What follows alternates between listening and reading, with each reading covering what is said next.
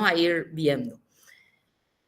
Cuando hablamos de síndrome metabólico, hablamos de que este problema o esta enfermedad que engloba varias enfermedades adentro, hoy en día arrasa con aproximadamente un cuarto de la población mundial. Hablamos de 20 a 25% del mundo que está con un síndrome metabólico.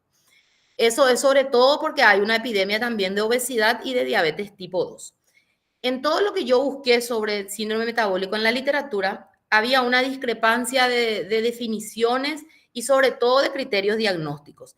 Pero encontramos ahí dos entidades que son la Federación Internacional de la Diabetes y el Programa Nacional de Estudio del Colesterol, que son los que van por delante y vamos a mirar esos criterios. Pero hay mucha disparidad de criterios.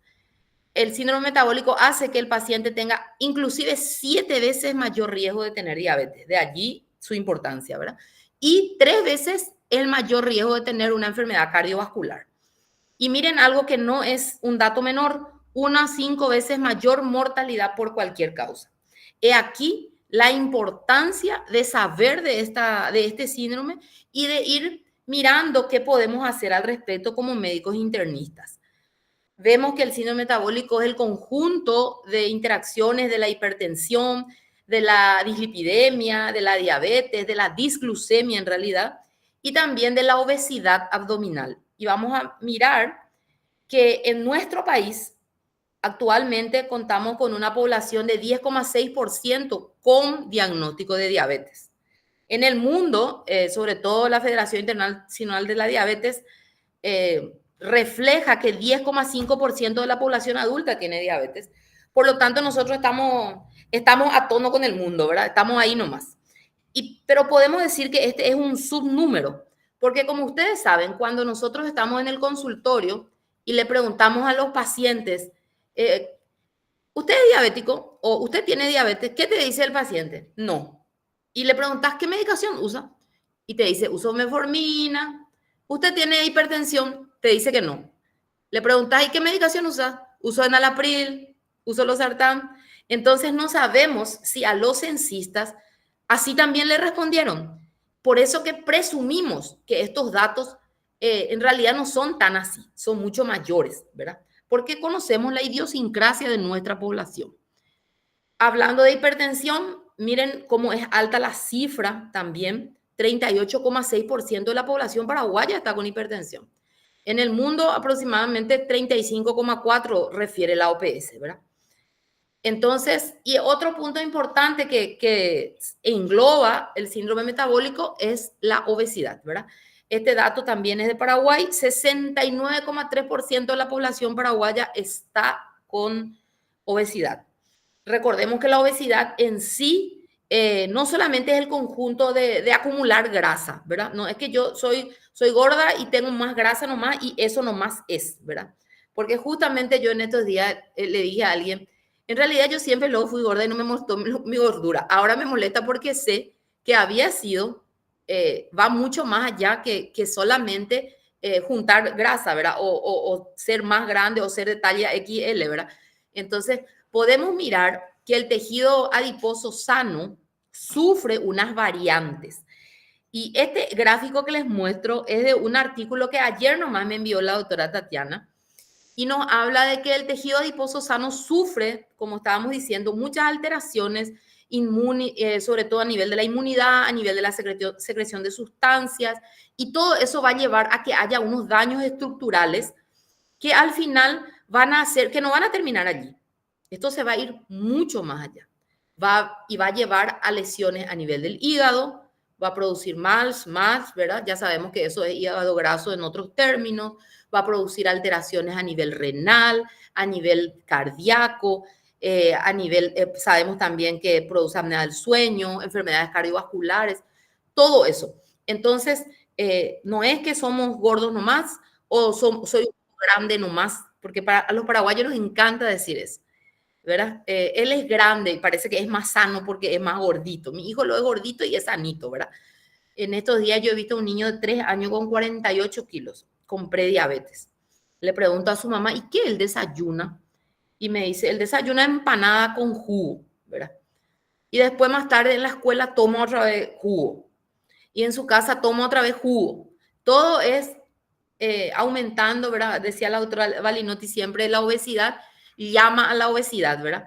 Cuanto más juntamos grasa, más vamos a querer comer precisamente para ir, sobre todo, sustanciando o sosteniendo esa adiposidad que tenemos. Entonces no podemos olvidarnos de la obesidad dentro de este síndrome. Y aquí les puse la fisiopatología del síndrome metabólico solo para recordar que aquí es demasiado importante la resistencia periférica a la insulina, que va a llevar a una hiperinsulinemia, va a haber también dislipidemia, que dijimos que va a terminar después, inclusive en un evento cardiovascular, también hipertensión, hiperuricemia. En algunos artículos leí que la hiperuricemia también ingresa dentro de este síndrome metabólico, pero como les dije, los criterios que usamos no lo incluyen. Pero los que yo les traje hoy para la charla, ¿verdad? Pero también algunos artículos mencionan, porque como hay hiperinsulinemia, eso lleva a retención de sodio, que tiene que ver con la hipertensión, y también de uratos, que produce la hiperuricemia. Todo esto nos lleva a pensar que qué vamos a hacer para cambiar este panorama. Entonces vamos a mirar esta fisiopatología y en base a esto vamos a pensar qué vamos a hacer. Entonces tenemos que mejorar sus lípidos, tenemos que hacer que el paciente o ayudarle a bajar de peso, tenemos que mejorar su presión arterial, tenemos que mejorar su glicemia y gracias a eso vamos a salir de todo lo que estábamos viendo, que las complicaciones que podemos tener. Recordemos también que tenemos que preguntarle al paciente que si fuma y sobre todo explicarle que el cigarrillo es dañino, qué complicaciones puede tener, si es sedentario, que tenemos que ayudarle a hacer actividad física.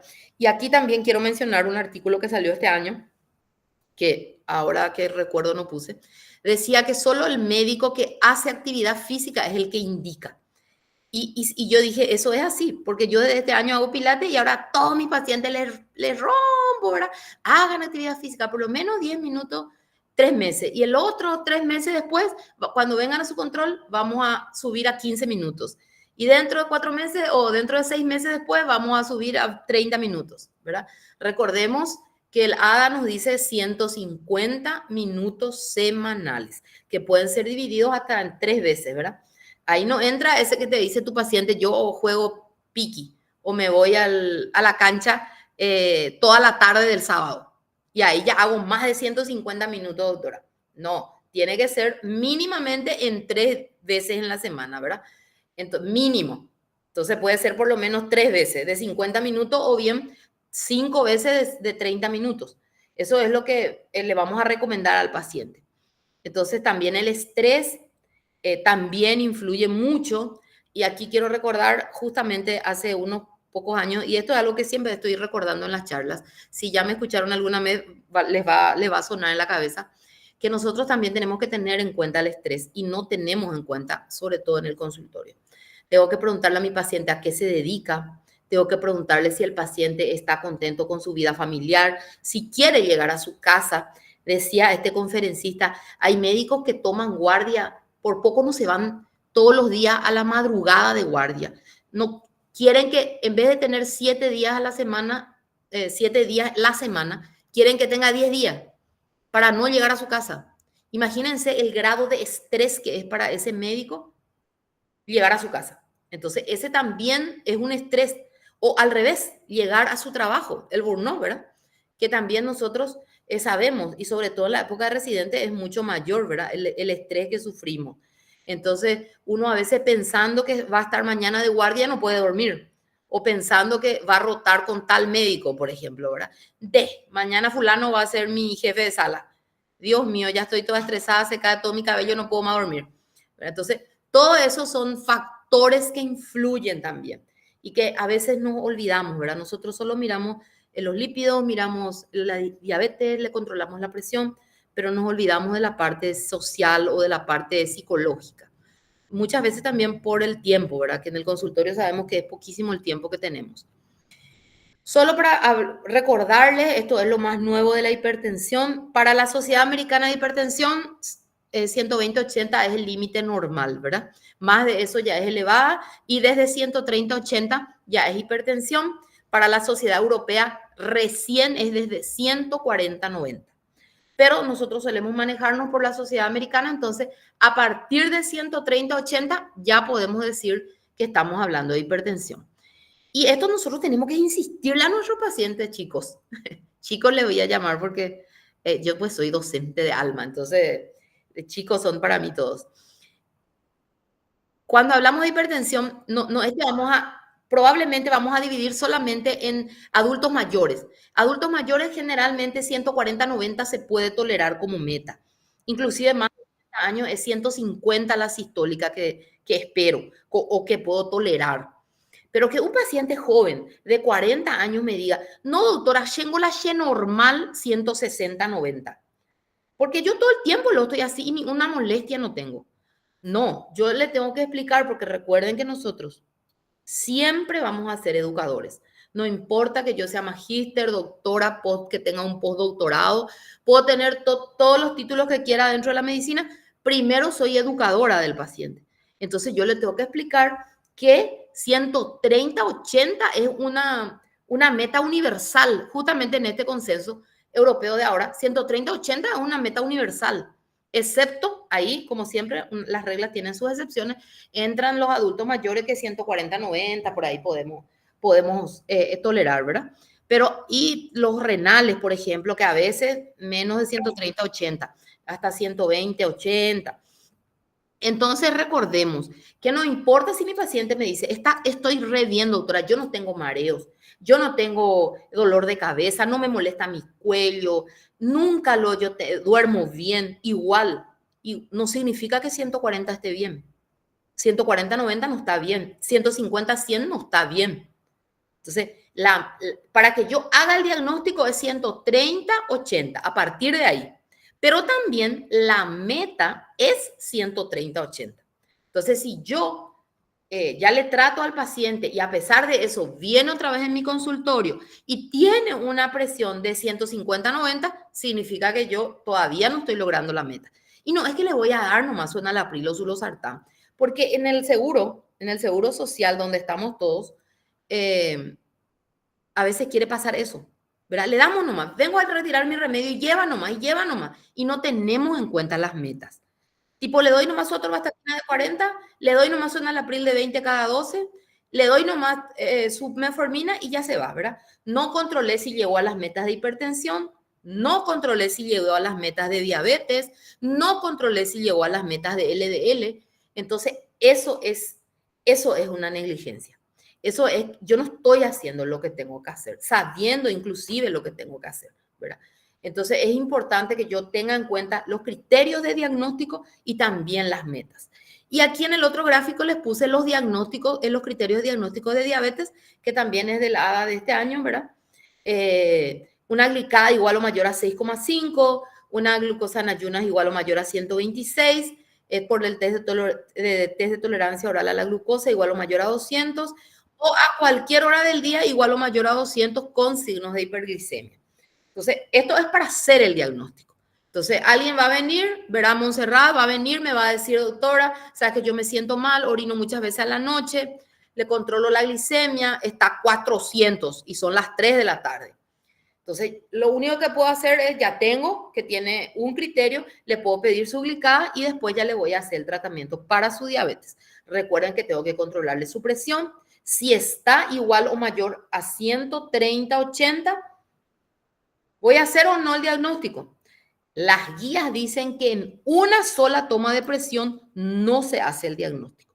Tengo que decirle, mañana te vas a volver a controlar o te voy a volver a controlar más tarde, dentro de una hora. Entonces vamos viendo, ¿verdad? Una sola vez que yo tome la presión, con eso no puedo hacer el diagnóstico. Por lo menos tiene que ser 2 veces. Muy bien. Y a veces también algo que yo recuerdo es que los pacientes nos dicen, doctora, pero yo no, es que todo el tiempo tengo 140-90. A veces está a 12,8. Y bueno, recuerden que tenemos que explicarle al paciente que la presión es luego variable, que así nomás luego es la hipertensión. No es que todo el tiempo vamos a estar hipertensos, ¿verdad? Sino que 2 veces en la vida que suba más de 13,8 ya es hipertensión. Entonces yo eso le tengo que enseñar al paciente. Es porque ellos no tienen la obligación de saber y a veces nosotros damos por sentado muchas cosas. Y esas cosas, por ejemplo, ¿cómo ellos van a saber si ellos no son médicos, verdad? Y a veces yo inclusive pienso, ¿verdad? ¿Cómo es lo que no saben, verdad? Pienso adentro de mí y no tienen por qué saber, ¿verdad? Soy yo la que tiene que enseñarles. Esto es hablando de la obesidad, que antes nosotros directamente nos englobábamos en el índice de masa corporal. Este año salió la nueva clasificación de Lancet 2025, donde ya importa no solamente el índice de masa corporal, importa también la adiposidad. Hay una clasificación de pacientes sin obesidad, obesidad preclínica y en la obesidad clínica, que es cuando ya se adhieren enfermedades, ¿verdad? Como una insuficiencia cardíaca, hipertensión, apnea obstructiva del sueño, dislipidemia, obesidad, diabetes. Esa es la obesidad clínica, pero antes de eso ya estamos en una obesidad preclínica, cuando ya cumplimos con ciertos criterios antropométricos, pero todavía no hay evidencia de daños a órganos, ¿verdad? Ahí está, por ejemplo, en el gráfico vemos una paciente que la paciente que decimos siempre que está rellenadita. En nuestro país se usa ese término, pero ella es rellenadita nomás. Ella es grande nomás. Y en guaraní es hija, de doctora. ¿Verdad? Ah, no, pero todos tenemos el mismo esqueleto. No, ella me dice mi paciente. Algunos son flacos y otros icanhueguazú.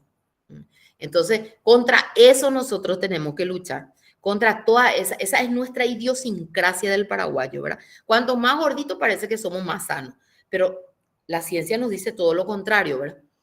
Muy bien. Y estos son los criterios de diagnóstico que se basan en estas dos entidades, ¿verdad? La Federación Internacional de la Diabetes y el Programa Nacional de Estudio del Colesterol, el capítulo de adultos, que nos habla de que podemos tener en cuenta la circunferencia abdominal, los triglicéridos, el colesterol HDL, la presión arterial y la glucemia en ayunas. Todo esto podemos tener en cuenta. Y ahí está los valores, una circunferencia de cintura mayor a 102 en hombres y mayor a 88 en mujeres, dice la NCEP, ¿verdad? En cambio, la IFD nos habla de que los hombres mayor a 90 y las mujeres mayor a 80 nomás. Y se la debe adjuntar dos características más, el triglicérido mayor a 150 o el HDL en hombres menor a 40 y en mujeres menor a 50, presión arterial sistólica mayor a 130 o diastólica mayor a 85 y la glucemia en ayunas mayor a 100. Entonces, todos estos valores que nosotros vamos a mirar en el consultorio, porque cuando nosotros le vemos a un paciente con estas características, generalmente nos trae luego su laboratorio, le vamos a controlar la presión y lo que vamos a salir de nuestro carril o de lo que hacemos normalmente es medirle la circunferencia de cintura que no hacemos, ¿verdad?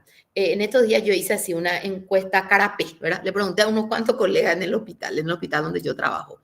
¿Quiénes controlan la circunferencia abdominal? Nadie, 0%. Les dije, no vamos a hacer un estudio porque vamos a salir perdiendo todito. Ninguno controla la circunferencia abdominal. Entonces, justamente esta semana se festeja el Día Mundial del Corazón y vamos a hacer unas charlas, ¿verdad? Y después, a partir de ahí ya vamos a ir controlando que se haga esto, ¿verdad? Que se controle la circunferencia abdominal. Muy bien. Entonces, todo esto que estamos hablando va a desencadenar ¿en dónde? En que nuestros pacientes que no tenían diabetes, pero que tenían todos esos valores alterados, puedan tener diabetes tipo 2 o enfermedad cardiovascular.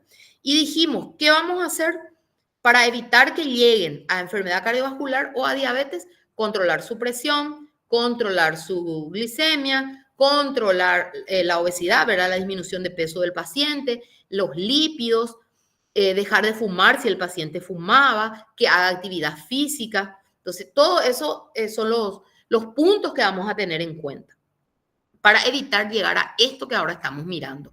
La enfermedad cardiovascular es una de las principales causas de muerte, de mortalidad y de morbilidad, no solo de muerte, sino de enfermedad en el mundo.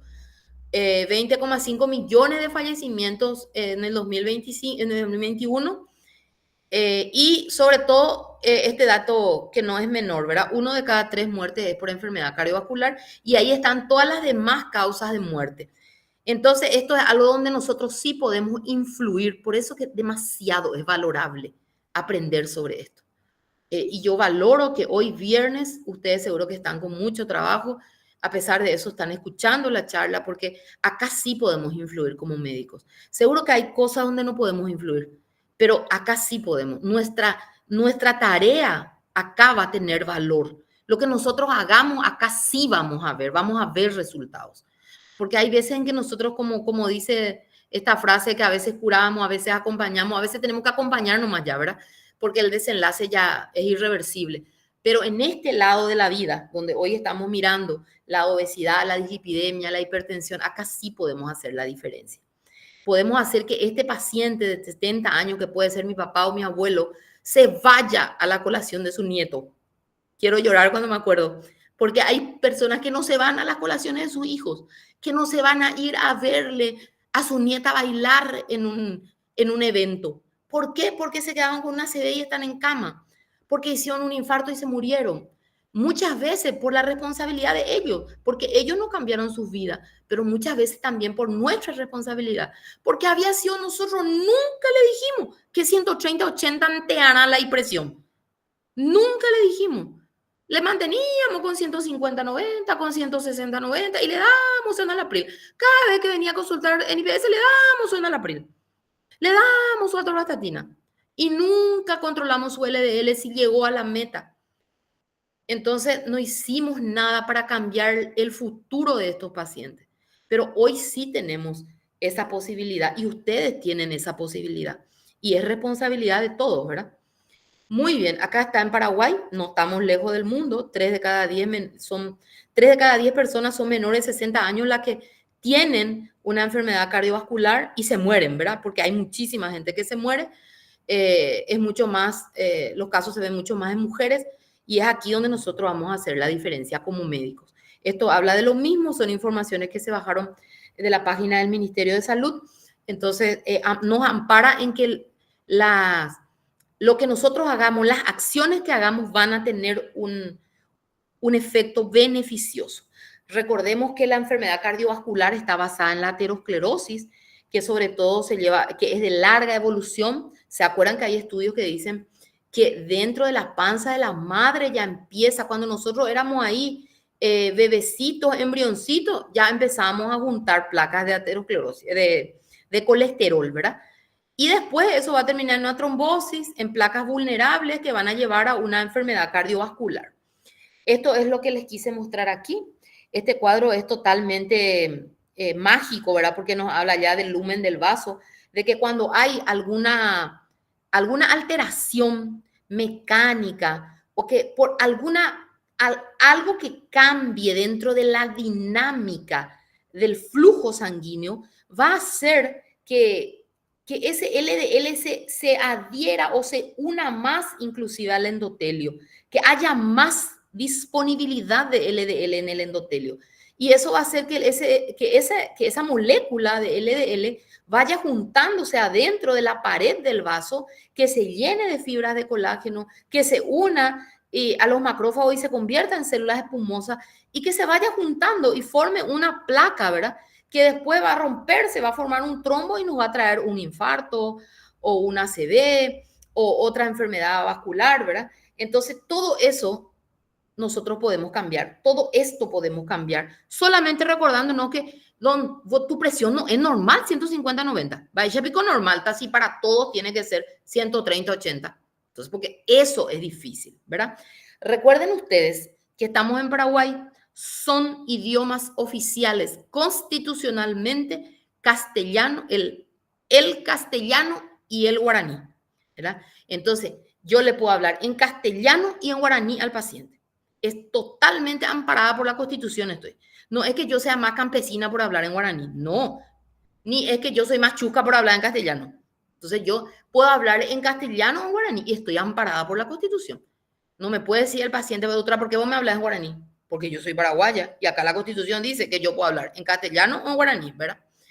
Encima nos acerca más, muchos de nuestros pacientes vienen de tierra adentro, ¿verdad? Entonces nos acerca mucho más a ellos. A veces nosotros le decimos todo lo que tienen que hacer, pero le hablamos en castellano y ellos no entienden. Lo único que entienden es que tienen que tomar su remedio. No entienden lo de las metas, no entienden todo lo que nosotros estábamos hablando hasta ahora. Estudios de prevención primaria y secundaria han demostrado que cuanto más bajo sea el nivel de LDL, vamos a prevenir muchísimos eventos cardiovasculares y esto es lo que nos muestra este gráfico, ¿verdad?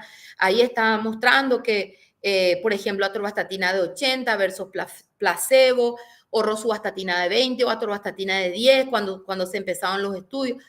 Todos estos muchísimos estudios que se hicieron nos dicen que en prevención primaria y en prevención secundaria podemos disminuir los episodios cardiovasculares cuanto más bajo sea el LDL.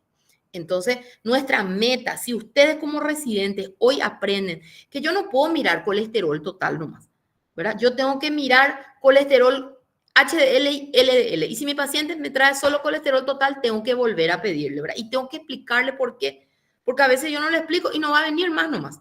Me dijeron que mi colesterol total está bien y ya no viene, ¿verdad? Entonces yo le tengo que explicar que hay un colesterol malo, que hay un colesterol bueno, que el LDL depende que el infarto tenga una ACV, ¿verdad? Y que si tiene un infarto puede perderse la vida, ¿verdad? Porque la calidad de vida, lo que nosotros le estamos ofreciendo. Esta es la evolución de los estudios en el mundo. ¿Saben por qué me encanta este gráfico? Porque yo cuando estaba leyendo la literatura, estaba mirando que en la década de los 50, dice que el tabaquismo, por ejemplo, jamás estuvo asociado a la enfermedad coronaria, porque no se sabía nada pues de eso. Y había mucha propaganda sobre el cigarrillo, todo era el hombre sobre el caballo con su sombrerito y todo el mundo fumaba, ¿verdad? Y el cigarrillo nos hacía felices y no nos hacía daño. Pero después vino este estudio de Framingham, en 1948 empezó, y sacó tantos resultados relevantes. Por ejemplo, sacó que la hipertensión y el colesterol aumenta la enfermedad el riesgo de enfermedad coronaria. Metió también ahí que había sido, si tu presión está alta, puedes tener una ACV. Salió también de este estudio que el tabaquismo estaba relacionado con los infartos, que había sido, si vos fumás, podés tener un infarto cardíaco. Entonces, mucho de lo que hasta allí era calculado o era establecido como algo que no se podía sacar de la verdad o como algo absoluto. Con estos estudios se dijo que no. El tabaco sí nos daña. La hipertensión sí está relacionada con el ictus. El colesterol sí está relacionado con el ictus, con el ACV, con el infarto cardíaco. Todo eso, que la obesidad también está relacionada con la enfermedad cardíaca. Miren la cantidad de regalos que nos ofreció o que nos sigue ofreciendo el Framingham. Recuerden que este estudio es generacional. Empezó con 4.000, 5.000 pacientes en 1948.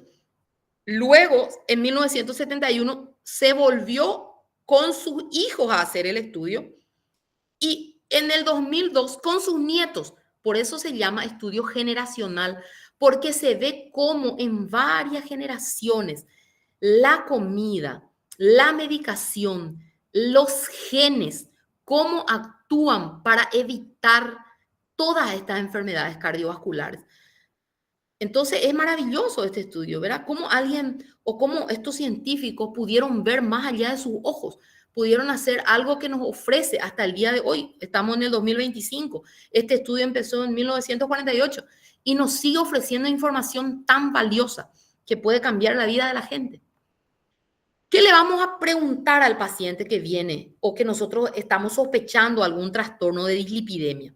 Vamos a pedirle o vamos a preguntarle sobre su historia familiar de enfermedad cardiovascular, vamos a preguntarle sobre dislipidemia, sobre hipertensión, sobre diabetes, sobre obesidad, sobre tabaquismo, sobre hígado graso, sobre enfermedad autoinmune. Recuerden que la artritis reumatoide está relacionada con enfermedades cardiovasculares, lupus, Hashimoto, hipotiroidismo, ¿verdad? Enfermedad de diabetes tipo 1 también. Si tuvo antecedentes de diabetes gestacional o síndrome de ovario poliquístico. Cuando le hagamos su examen físico, vamos a mirarle el peso, la talla, el índice de masa corporal, la presión, los pulsos y vamos a revisarle qué tal está su abdomen, si tiene un hígado grande, la cantidad de grasa que yo puedo ver y puedo palpar, ¿verdad? Vamos a ver si tiene edemas o santomas. Bueno, hasta aquí quiero un poco escucharle a alguno de ustedes. ¿Qué les parece lo que hasta aquí vemos? Porque a partir de aquí vamos a mirar todo lo que es dislipidemia, ¿verdad?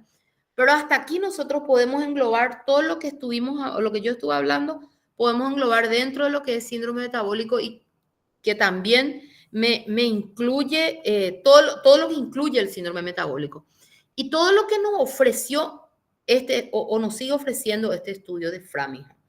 ¿Quién me quiere responder esta preguntita?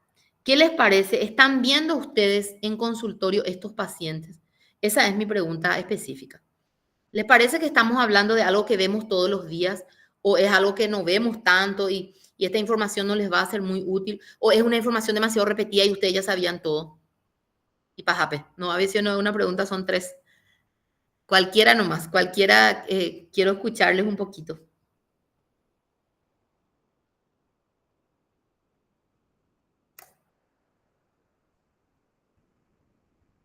¿Qué dicen?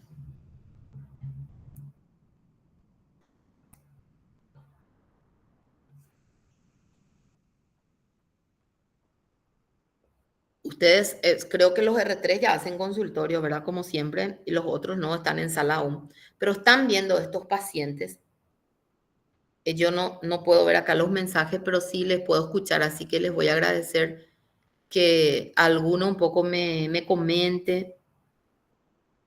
No, quiero escucharles porque quiero saber si ustedes en la práctica que están haciendo ya, porque muchos de los residentes ya hacen práctica en sanatorios privados o en hospitales públicos, ¿verdad? Entonces, si tenemos en cuenta, si en los hospitales donde ustedes están se hace esta medición de cintura abdominal, si tenemos en cuenta el LDL,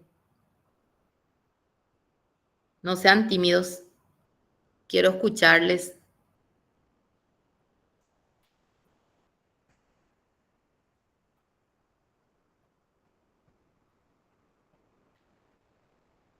porque yo no.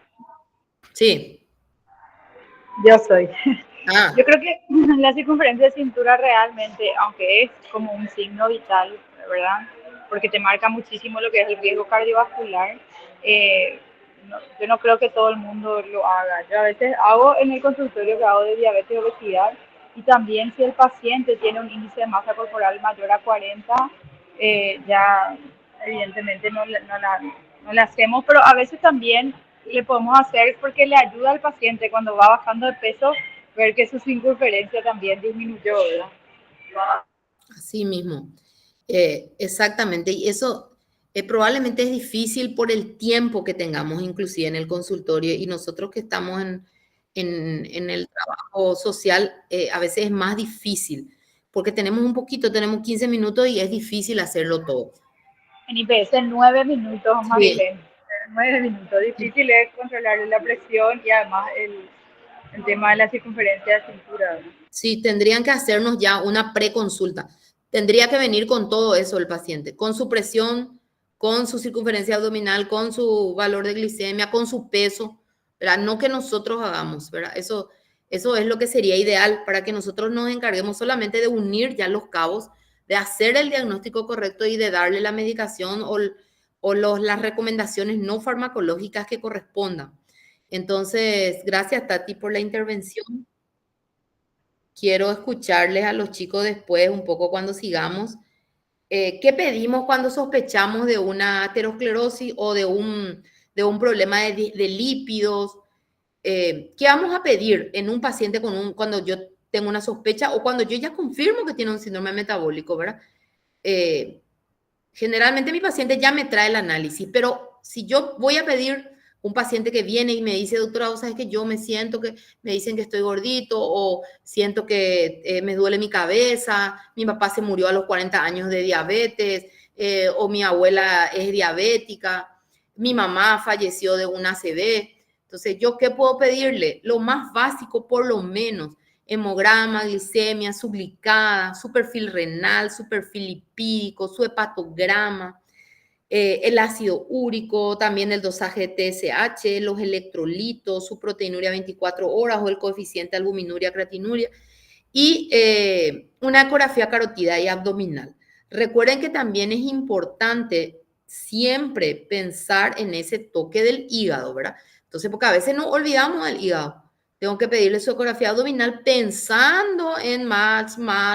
Entonces, yo ahí voy a pensar y me voy a ir pensando, puede ser que con todo su colesterol alto también ya tenga el famoso hígado graso, ¿verdad? Entonces, ahí yo me voy a ir también pensando, y recordemos que acá también tiene que estar su electrocardiograma, ¿verdad? O su ecocardio inclusive. Entonces, no, yo no puedo obviar esto, no puedo pensar, voy a hacer un análisis de rutina y no pedir estos laboratorios, por ejemplo, ¿verdad? Entonces, eso es súper importante. Esto es algo que recalcan todas las guías y en las guías que salieron justamente en estos días de vuelta en el Congreso Europeo de Cardiología. Hablan de la necesidad de que todos los pacientes pasen por la evaluación de riesgo cardiovascular. Tenemos que hacer este cálculo en cada paciente que venga, en que yo calcule, este paciente, valga la redundancia, ¿verdad? En que yo piense que puede tener, que es hipertenso, que tiene una alteración de lípidos, que fuma, que tiene un trastorno con el peso, con la glucemia. Yo le tengo que hacer su score de riesgo, ¿verdad? Un riesgo que me dice cuánta probabilidad hay a los 10 años de que tenga un evento cardiovascular, fatal o no fatal. Eso es lo que me habla este score, ¿verdad? La recomendación del último congreso es el score 2, el score 2OP, ¿verdad? Pero también existen otras calculadoras que yo les puse aquí, el score de riesgo que recomienda la OPS, que es el HEARS de las Américas, que está que se puede descargar. Es mucho menos complejo que este score 2, que es mucho más complejo porque tiene muchas cosas más en cuenta, ¿verdad? Entonces ahí tiene en cuenta, el score 2 tiene en cuenta la presión, si fuma el paciente, si no fuma, el sexo, el número, el porcentaje de colesterol, la edad del paciente. Entonces todo eso se tiene en cuenta para saber si el riesgo del paciente a nivel cardiovascular. ¿Por qué yo necesito saber esto? Porque de acuerdo a esto, voy a saber qué nivel de LDL, por ejemplo, debe tener mi paciente. Porque no es que todo el mundo tiene que tener LDL de 100, ni no es que todo el mundo tiene que tener 116, sino que va a variar de acuerdo al score que yo le haga a mi paciente. Inclusive, vamos a mirar que aquí está, que si yo miro y hago esta clasificación de riesgo cardiovascular, puedo ver que el de bajo riesgo cardiovascular es el que tiene score menos de 1. En el último, esta información, este gráfico a mí me gusta mucho porque me es así muy didáctico, pero el más nuevo es este que salió esta semana, ¿verdad? Del 2025, que nos habla también, como son muchas letras, no es nomás muy didáctico, pero que nos habla que en el de bajo riesgo, el amarillito, que nos figura ahí, dice el score 2 menos de 2%, que nos habla del riesgo a 10 años de un evento fatal o no fatal. ¿Ven cómo cambió en respecto al otro cuadro que es de este, verdad? Bueno, entonces este es mucho más didáctico porque tiene menos letritas. En didáctica nos hablan de que las diapositivas tienen que tener pocas letras para que el alumno aprenda, ¿verdad? Tiene que tener colorcitos, gráficos y menos letras. Pero esto es lo más nuevo. Y aquí hablamos de que de bajo riesgo, menos de 2% tiene que ser, ¿verdad? Y ahí es precisamente donde entra 1%, ¿verdad? Eso es lo que nos decía el otro. Entonces, es igual, ¿verdad? Menos de 2%, el otro 1%. Al final es lo mismo. Moderado riesgo, ahí está. ¿Quiénes entran dentro de moderado riesgo? ¿Qué pacientes? ¿Cuáles de nuestros pacientes entran ahí? Los pacientes con diabetes tipo 1 que tienen menos de 35 años, por ejemplo, o los que tienen diabetes tipo 2 con menos de 50 años, o los pacientes que tienen diabetes con una evolución de menos de 10 años sin otros factores de riesgo, y dentro del score lo que tienen de 2% a 10%, que nos salga en el score. Entonces, esos entran dentro del moderado riesgo cardiovascular, que es el de color naranja. El de color rojo, de alto riesgo cardiovascular, ahí ya entran, por ejemplo, los pacientes con un colesterol mayor a 310, con un LDL mayor a 190, o con una presión arterial igual o mayor a 180, 110. Los que tienen falla cardíaca o los que tienen enfermedad renal moderada, ¿verdad? Y en el score entra de 10 hasta 20, ¿verdad? Porque de mayor a 10 y menos de 20%. Entonces, esos pacientes nuestros, y que son los que vemos, ¿verdad? Yo toda la semana veo pacientes con colesterol más de 300. Toda la semana, ¿verdad? Y con presión arterial mayor a 180, 110 también. Y con LDL mayor a 190 también. Entonces, esos pacientes directo luego ya entraron en alto riesgo cardiovascular. Pacientes que tienen diabetes más de 10 años, vemos todos los días, ¿verdad? O le preguntar al paciente, ¿hace cuánto que tenés diabetes? Hace 15 años, ¿verdad? Hace 10 años, hace 20 años, ¿verdad? Entonces, o con una enfermedad renal crónica. Entonces, esos pacientes nosotros ya tenemos que tratarle como un paciente con alto riesgo cardiovascular. Y luego vienen los de muy alto riesgo cardiovascular, que allí entran los pacientes que ya tienen una enfermedad cardiovascular documentada, que ya hicieron un infarto o que tuvieron un infarto cardíaco, que ya tienen, que son portadores de angina inestable, un síndrome coronario crónico o un antecedente de revascularización coronaria. ¿Cómo que se llama esto? Disección de aorta. Todo eso entra dentro de la clasificación de muy alto riesgo cardiovascular. Enfermedad renal grave y en el score los que nos salen mayor a 20%. Y una diabetes tipo 1 mayor a 20 años, por ejemplo, de muy alto riesgo cardiovascular.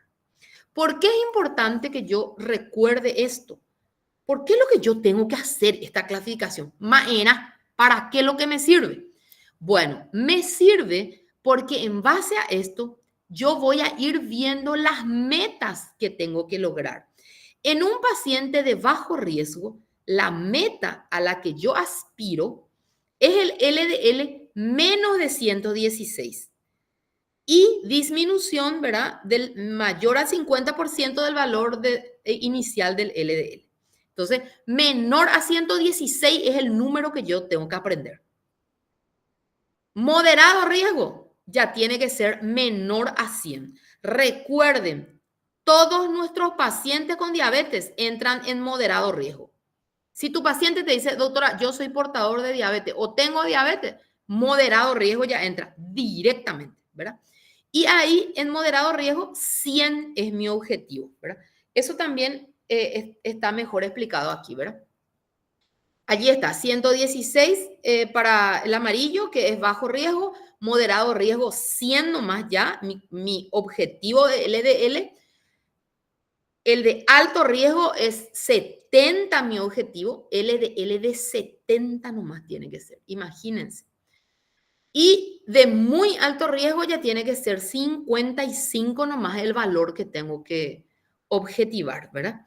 Yo en mi práctica clínica 2 veces recién he visto a alguien que tenga menos de 55 porque he visto una paciente que tenía, justamente ayer he visto una paciente porque es un familiar mío que hizo un evento coronario, una paciente que siempre se cuidó en la comida. Les cuento nomás que esta paciente siempre se cuidó en la comida.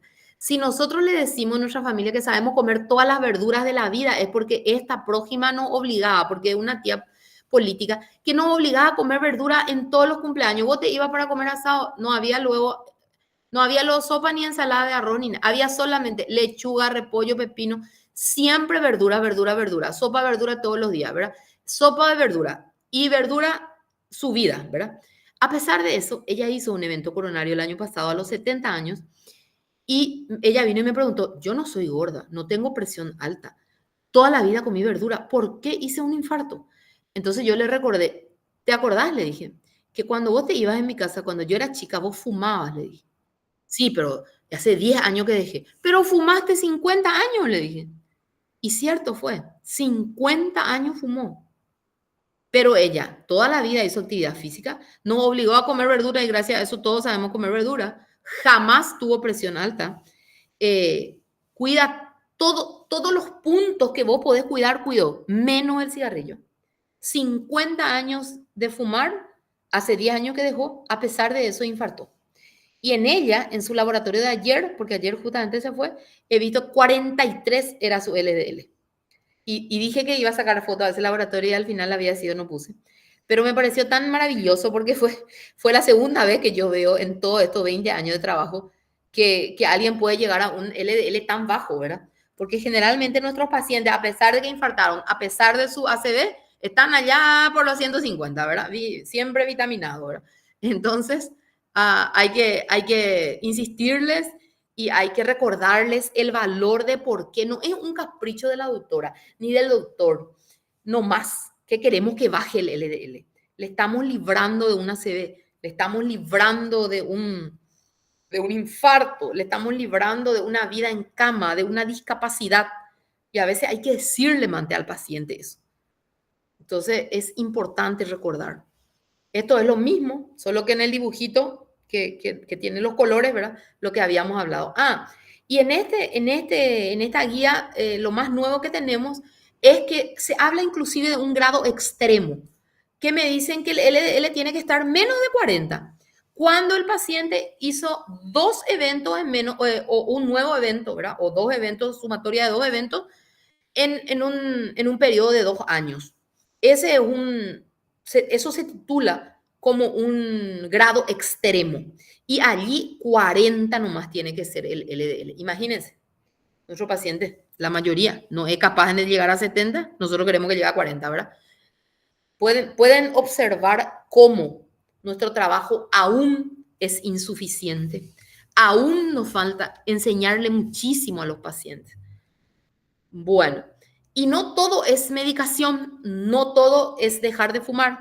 También hay que hablarles de las recomendaciones nutricionales. Aquí hablamos de que tenemos que decirle al paciente. Yo, por ejemplo, en el hospital donde estoy, no tengo nutricionista. Imagínense, gravísimo, ¿verdad? Ustedes están en el hospital central, todo ahí, ¿verdad? Están en la cúspide, ¿verdad? Yo siempre soy aguará del hospital central. El mejor hospital del Paraguay, digo, ahí yo estudié, ¿verdad?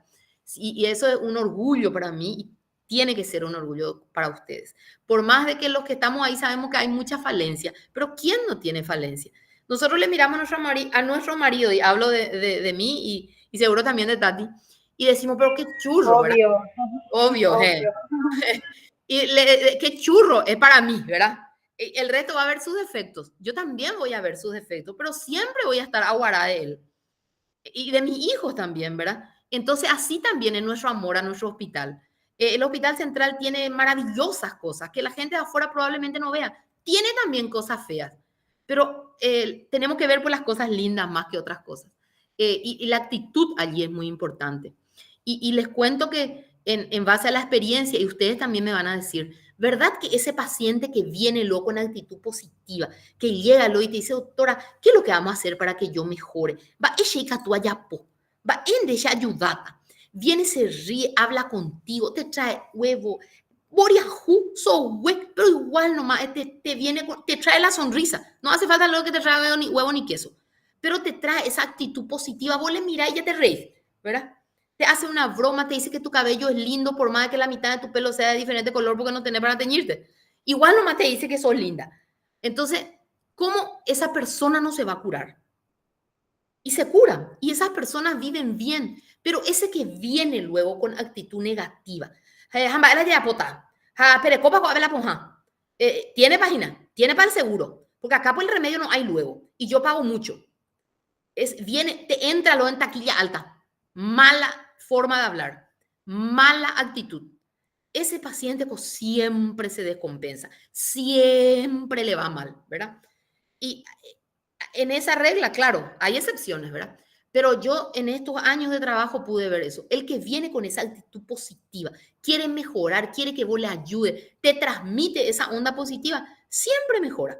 Y el otro que viene luego ya trastabillando y a veces se encuentra con nosotros que también justo ese día o estamos menstruando o nos llamaron para requerir o nos peleamos con nuestro marido o nos duele nuestra panza, justo también nosotros estamos medio mal, ahí ya rompimos todo, ¿verdad? Entonces, es importante siempre recordar eso, la actitud, ¿verdad?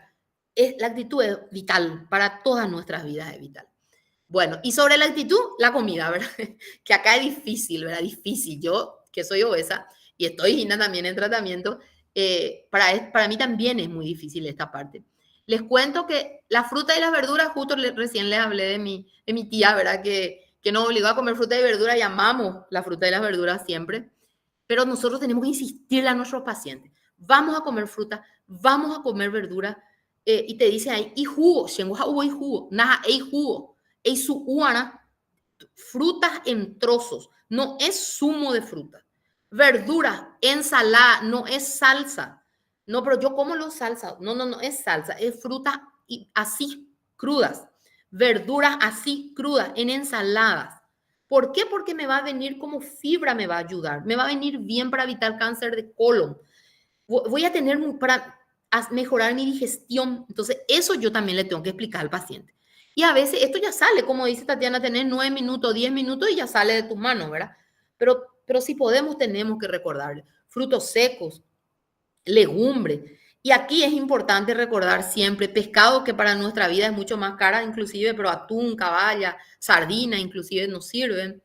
Las legumbres, no hay ni un niño que te diga el lunes a la mañana, ay mamá, ¿cómo quiero comer poroto? ¿Verdad? O ay mamá, ¿cómo quiero comer lentejas? Pero es nuestra responsabilidad como adultos decirle, ¿sabes qué? Vamos a comer, no importa si te gusta o no te gusta, porque al final en la vida no hacemos lo que nos gusta, hacemos lo que tiene que ser correcto para nuestra salud, para nuestra formación, para nuestra convivencia, porque si vamos a hacer todo lo que nos gusta, a esta hora, ¿dónde vamos a estar? En Punta Cana, ¿verdad? Vamos a estar tomando helado en Bariloche. Entonces, no es así. Vamos a comer legumbres una vez por semana por lo menos, ¿verdad? Vamos a decirle a nuestros pacientes, de pioje ula comandá, de coge ula javilla, manteca. Entonces, eso le vamos a tener que decir. La dieta mediterránea, la dieta DASH, estas son las mejores dietas para esta enfermedad que nosotros ahora estamos tratando o estamos hablando, ¿verdad? La dislipidemia, la hipertensión, el síndrome metabólico en sí. Entonces, todas esas dietas nos sirven. Pero como siempre dicen las Nutri, no hay pues una dieta específica. Hay que saber comer nomás, ¿verdad? Hay que comer de todo, pero en la medida que corresponda. Estoy entrando en una parte que no me corresponde tanto porque esto es la parte de las nutricionistas, pero nosotros, como les dije, muchos de ustedes se van a ir al interior, no van a tener nutricionista. A veces el paciente no puede pagar para irse a un privado, entonces vamos a tener que nosotros ayudar. ¿Qué es lo que puedo comer, doctora? Así te dice. No le vas a poder decir, esa parte no me toca. Y usted y tengo ya eso, ¿verdad? No, pero esa parte, yo a veces en la parte ginecológica, lo que me rehúso a veces a tratarle, ¿verdad? Me complica la parte ginecológica, no quiero tratar, entonces yo le digo, pero esa parte con el ginecólogo, le digo, pero después medio me siento mal otra vez, porque yo pues igual le puedo tratar, ¿verdad? Entonces le digo, y andate en el ginecólogo, es con mejor te va a tratar, ¿verdad? Entonces recuerden eso. Nosotros, esta parte que parece que vamos a mandarle nomás al nutricionista, también tenemos que saber. Y este es un gráfico de la Sociedad Española de Aterosclerosis que es hermoso. ¿Ven? Porque a veces el paciente te dice, ¿cuántos huevos lo que puedo comer en la semana? ¿Verdad? Entonces ahí nos habla. No se desaconsejan los huevos enteros, por ejemplo. Eso pues es maravilloso. Porque está pues el mito este de que el huevo tiene que comer nomás la parte roja, la parte blanca, no 2 veces por semana. ¿verdad? Entonces acá nos habla, no se desaconsejan los huevos enteros. Y para un paciente con diabetes, 3 veces por semana. ¿Ven? Y es hermoso y está basado en unas guías, ¿verdad? Las legumbres, cuántas veces tenemos que comer, el café hasta cuándo, las frutas hasta cuánto, ¿verdad? En diabetes generalmente nosotros le decimos 3 frutas por día, limitar el consumo de alcohol, generalmente evitar los alimentos ultraprocesados, evitar los jugos, evitar las papas fritas, ahí está todo lo que nuestros pacientes muchas veces quieren comer, ¿verdad? Entonces nosotros sí le vamos a decir más o menos, le vamos a dar ya un panorama, ¿verdad? Porque, como les dije, como internistas, nosotros no le podemos decir, esa parte no me toca. Porque a nosotros pues nos toca todo, ¿verdad? Entonces, es medio difícil a veces que esa parte no te toque, pero tenemos que hablarle y tenemos que saber también, ¿verdad? Como médico, es justo y necesario que sepamos también esto. Ven los pescados, ahí nos habla de las carnes. Por ejemplo, en diabetes dice 3 veces por semana carnes rojas, ¿verdad? Eso, claro, se va a ajustar. Si mi paciente es renal, tiene que ser en menos veces, ¿verdad? Pero esto es la parte general así. Cuando hablamos de actividad física, cualquier movimiento sirve, dicen últimamente las guías. porque antes pues solamente lo que era así estructurado servía. Hoy en día sirve todo, las tareas domésticas, que vos te vayas a barrer tu patio, a regar tu planta, a llevar a tu hijo a la escuela caminando, todo sirve, la escalera, ¿verdad? Solamente que es una parte de la actividad física. También necesitamos de la parte planificada o estructurada, ¿verdad? Que es esa parte que vamos a hacer por un cierto tiempo establecido, que va a ser cardio o va a ser pilates o va a ser pesa, o vamos a ver qué es lo que nos corresponde a cada individuo, ¿verdad? Y esto también tiene que ser personalizado. No es que yo le voy a decir al pueblo que camine, por ejemplo. En estos días, justamente he visto un paciente que con un problema de cadera que estaba caminando en la plaza. Y como mi marido es traumatólogo, entonces yo le dije, mira un poco a aquel señor. Pobre Anga, cómo está caminando. Por poco no se desarmaba todo. Y yo, demasiado, yo me quería decirle, señor, vos no tenés que caminar, mira a tu cadera cómo le está forzando. Él tiene que hacer otro tipo de actividad física. Entonces mi marido me dice, no, pero no es Gina como vos pensás. Y no, y explícame qué es lo que pasa, le digo, porque para mí que no tiene que caminar, no ve que se está por estartalar todo, el dolor que le causará moverse, ¿verdad? Y me dice, si él ya tiene asegurada su prótesis, y miren un poco cómo uno aprende, acá de los traumatólogos uno aprende. Me está escuchando acá mi marido. Justo te iba a decir, te voy a grabar para hacerlo escuchar a tu marido. No, mi marido es uno de los pocos traumatólogos que usa, que a veces usa el estetoscopio. Y puedo decir con orgullo que un día me dice, ¿sabes que hoy vino un paciente que infartó? Y yo le digo, ¿y cómo vos pillaste? Porque no tiene pues nada que ver con él. Y me dice, no, la señora vino por un dolor de hombro. Y ya a la mañana ya consultó con el clínico, le mandó con el traumatólogo porque es su hombro. Le mandó otra vez con otro, el traumatólogo le dio el analgésico, le mandó otra vez. Vino a la noche en la guardia de él, cayó. Y él le revisa el hombro, le toca y al moverle no le duele. Entonces le dice, todo el tiempo te duele, igual si no mueves todo el tiempo. Entonces la señora, pero, ¿y vos qué otra enfermedad tenés? Y soy diabética. ¿Y dónde te duele? Le pregunta. Y le dice, y no, y me duele mi hombro y se va hacia mi pecho y se va hacia mi axila. Entonces puede ser un infarto. Le llama al clínico y le dice, hazle un pozo electro. Y era un IAN con elevación del ST. Imagínense, maravilloso, ¿verdad? Bueno, y eso es lo que dijimos recién. Nosotros pues siempre le vemos las cosas buenas a nuestro marido, a pesar de que sea traumatólogo, ¿verdad? Bueno, entonces sigamos con lo de la actividad física. A este paciente que yo les digo que le vi caminando en la plaza, yo le dije a él, este no tiene que hacer. Y me dice, la cuestión es que si él ya tiene su prótesis, ya compró o qué sé yo, está planeando comprar una prótesis y se va a hacer una prótesis de cadera, él le va a venir bien a hacer cardio.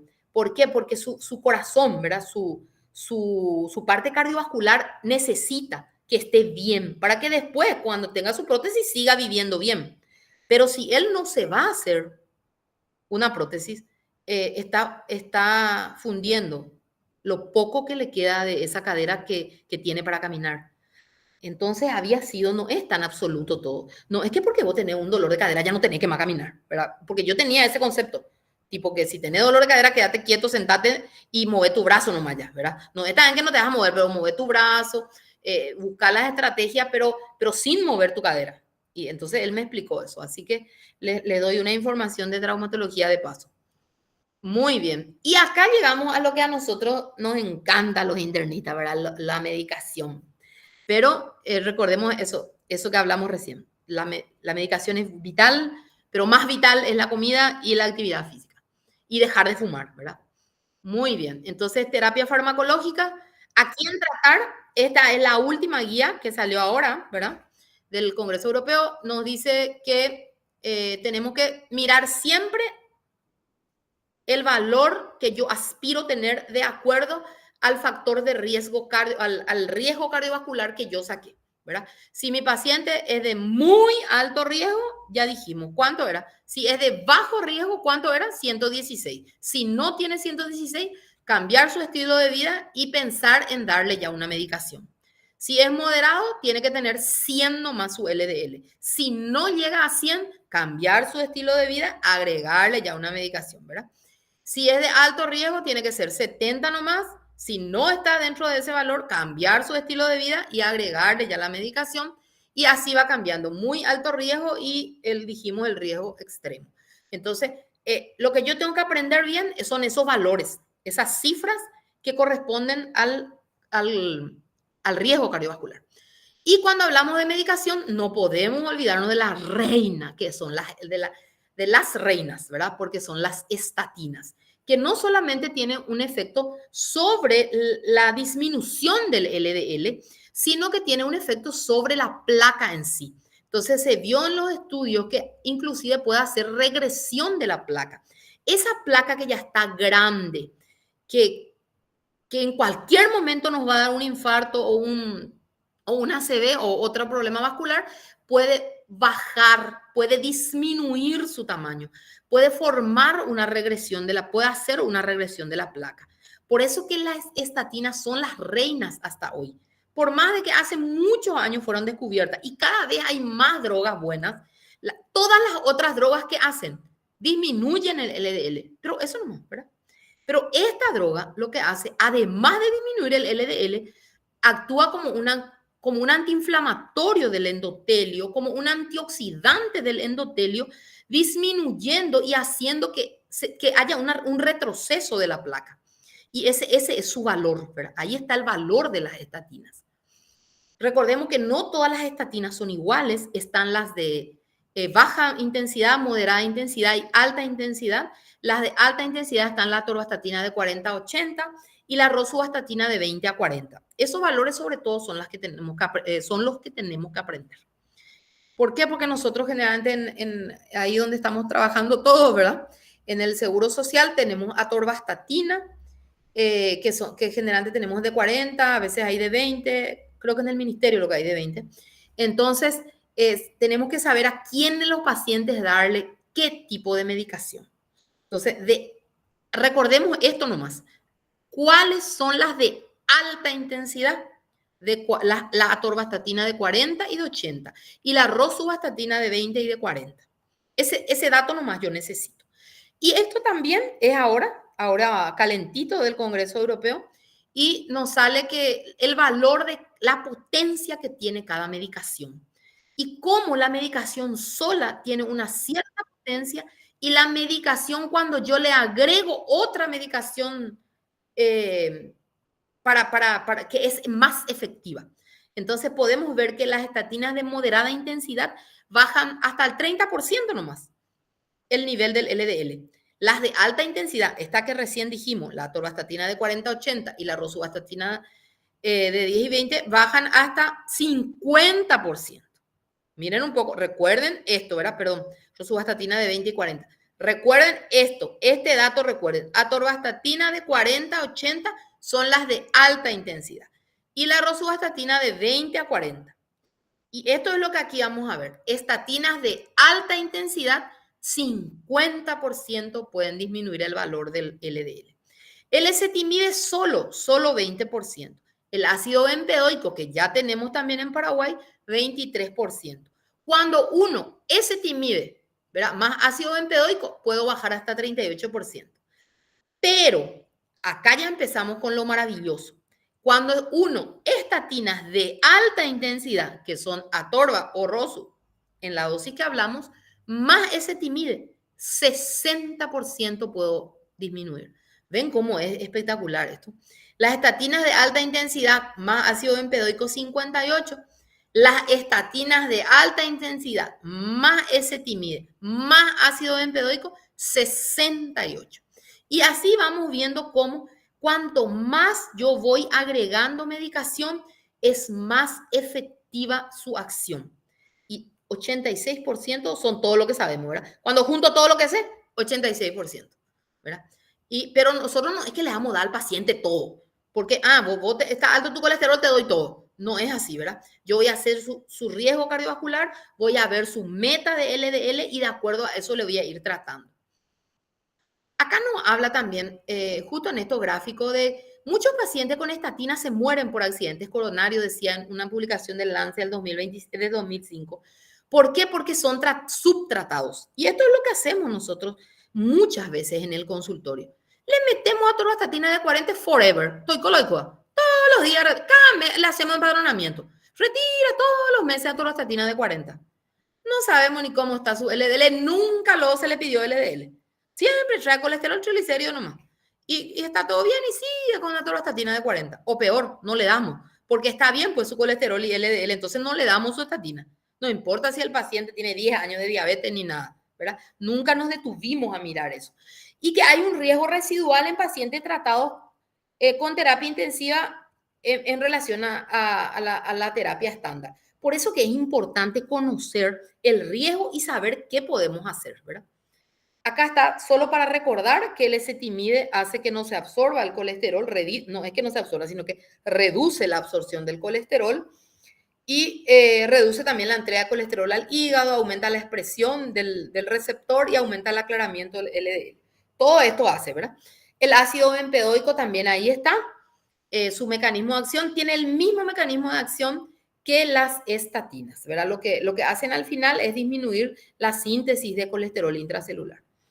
Esto es los inhibidores del PCSK9, que lo que hacen en realidad es hacer que ellos se unen para que esta proteína no esté trabajando, ¿verdad? Y entonces tengamos mayor disponibilidad de receptores de LDL.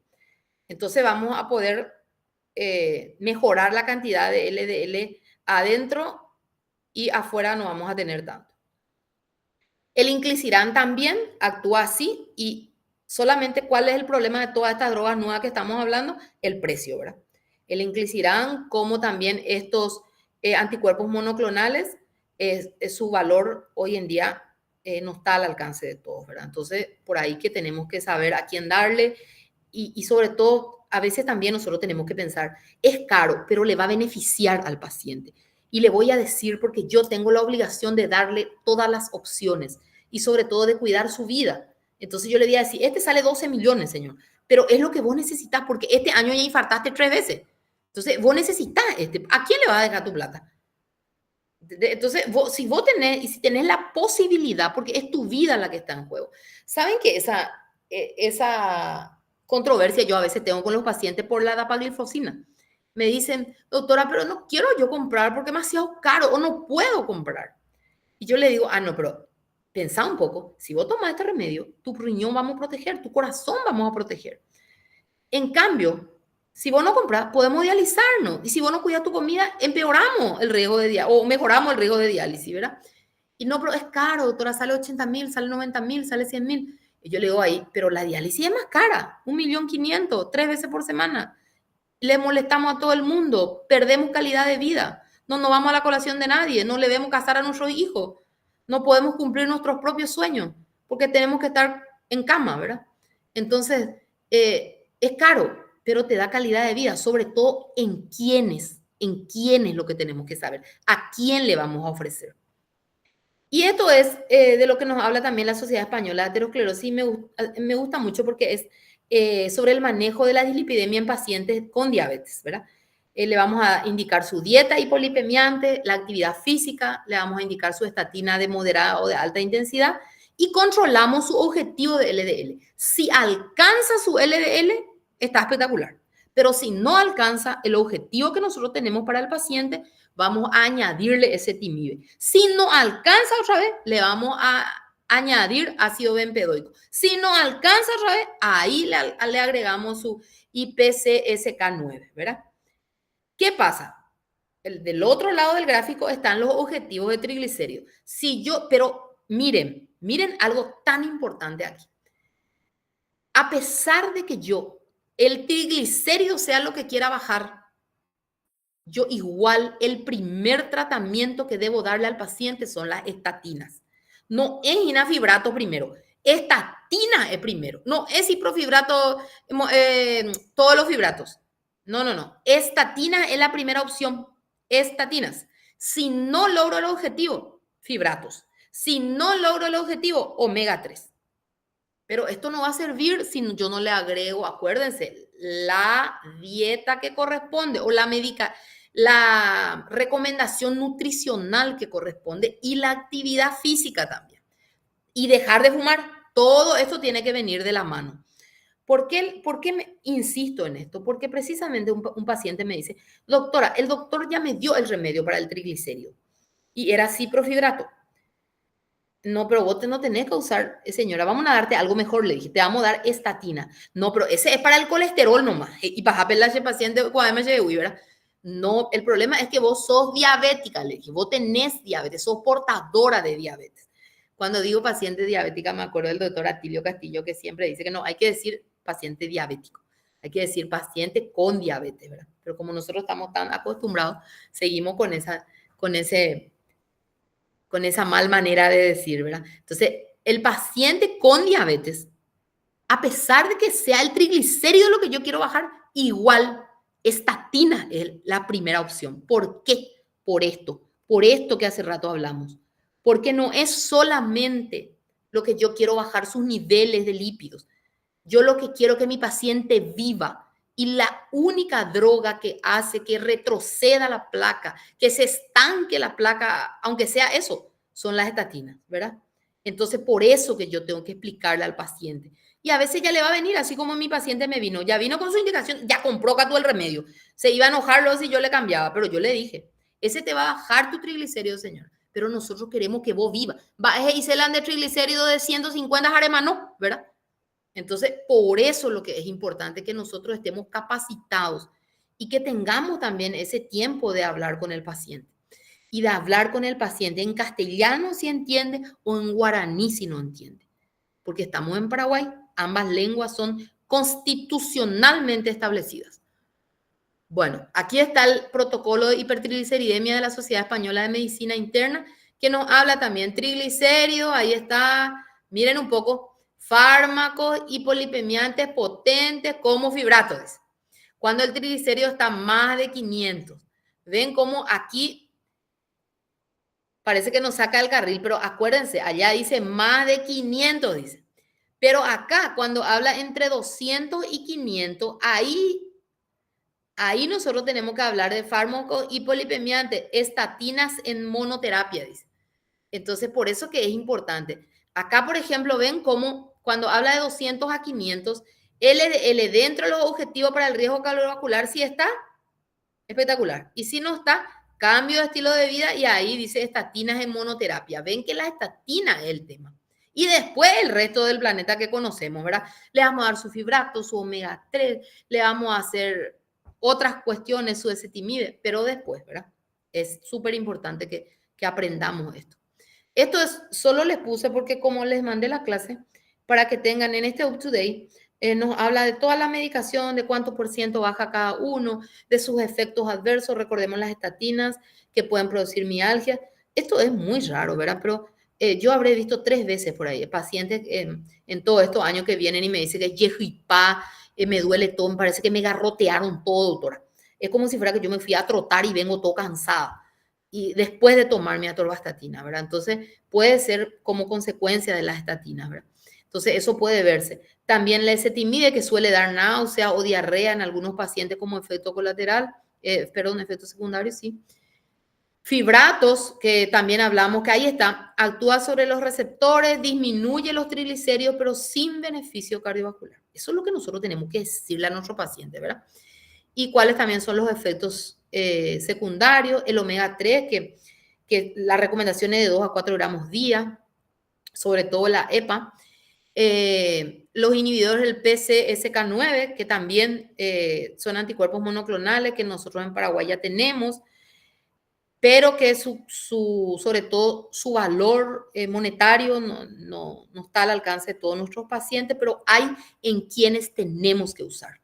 ¿Por qué? Porque hay pacientes que ya no responden, vos ya le hiciste su estatina, le agregaste su ezetimibe, le agregaste su ácido bempedoico, igual no mejoran, ahí hay que usar estas drogas, ¿verdad? La niacida que no es recomendable para usar, está por ahí ya también escrito. El inclisiran, que también está aprobado en pacientes de alto riesgo cardiovascular. Enseguida vamos a ver las últimas guías de esta semana que nos dicen al respecto. Y el ácido bempedoico, que también está en Paraguay ya tenemos, y sobre todo se usan los pacientes que no toleran las estatinas, ¿verdad? Muy bien, y ya para ir terminando, este resumen es de la Asociación de Endocrinos Americanos, que salió en enero de este año. Nos habla de la importancia del tratamiento farmacológico, que no hay que perder tiempo. No es que yo le voy a decir, anda, hace tu dieta. No vaya nomás a comer más carne con hueso.